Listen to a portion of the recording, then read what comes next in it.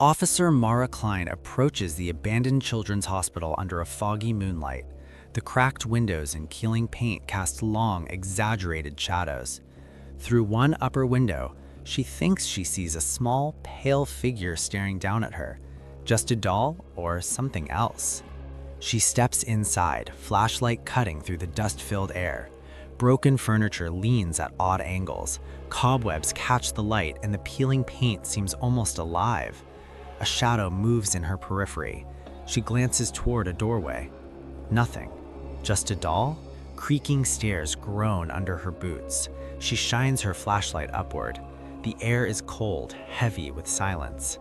Somewhere above, the doll waits. Its black glass eyes glint faintly in the moonlight that filters through a broken window. The corridor stretches ahead, flickering lights casting long shadows. Door 312 looms at the end.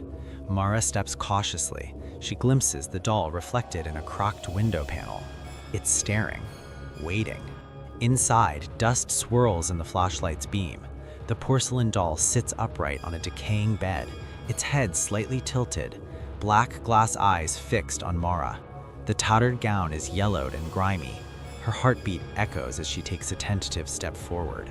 The doll's crocked, pale face fills her vision. The eyes seem unnervingly alive. Even in cartoon exaggeration, it radiates menace. Its tiny porcelain hands rest delicately on the bed, untouched by time or decay. She inches closer, flashlight shaking. Every shadow seems to stretch towards her. The doll remains still, yet its gaze feels like a weight pressing on her chest. The doll slowly turns its head towards her. That silent movement makes Mara's stomach knot. Its black eyes glimmer with a strange intelligence. Her flashlight trembles. The room seems to pulse in the flickering light. She stumbles backward, wide-eyed, trying to rationalize what she's seeing. The doll's mouth opens slightly. Tiny, human-like teeth glint in the beam. A whisper so soft it's almost inaudible brushes the edge of her mind. Mara freezes. Without warning, the doll steps off the bed. Its porcelain feet touch the floor lightly, yet the sound echoes unnaturally in the empty room.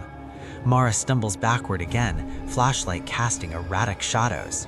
Clutching the flashlight, she forces herself to focus. The doll stands before her, head tilted, staring. The room feels impossibly still, as if time itself has frozen. Now the voice is audible, though faint. Words laced with malice, coming from the doll's crocked mouth. Mara's terror spikes. The cartoon shadows stretch across the walls, twisted and alive. Her breath forms in the cold air. Fog creeps along the floor. The doll doesn't move, yet the shadows around it twist unnaturally.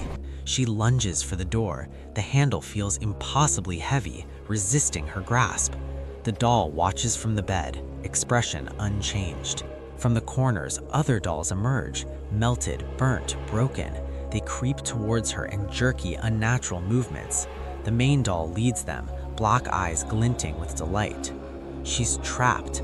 Dolls climb furniture, their proportions exaggerated, movements jerky and horrifying. Shadows elongate, merging into the darkness. The main doll leans in, whispering, teeth glinting. Its black eyes lock on Mara. Even in cartoon exaggeration, the menace is absolute. They advance as one. Every tiny movement choreographed, unnatural. The room pulses with the combined presence of dozens of tiny, staring figures. The ceiling begins to crack, smoke curling down. A subtle fire glow illuminates the dolls' faces. The main doll remains perfectly still, orchestrating the terror. She loses her footing. Dolls reach towards her, fingers impossibly long, shadows stretching. The flashlight slips from her grasp. Surrounded, she can't move.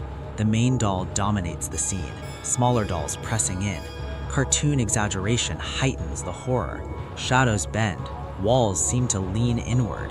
Its hand stretches unnaturally towards her. Mara's figure blurs in the background as if already fading from existence. The room falls silent. The flashlight lies on the floor, beam flickering. The main doll sits on the bed, unchanged. Other dolls frozen like statues. The main doll's features subtly shift.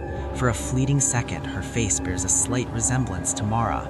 The hospital room looms dark and silent, shadows stretching, leaving the sense that the terror is far from over.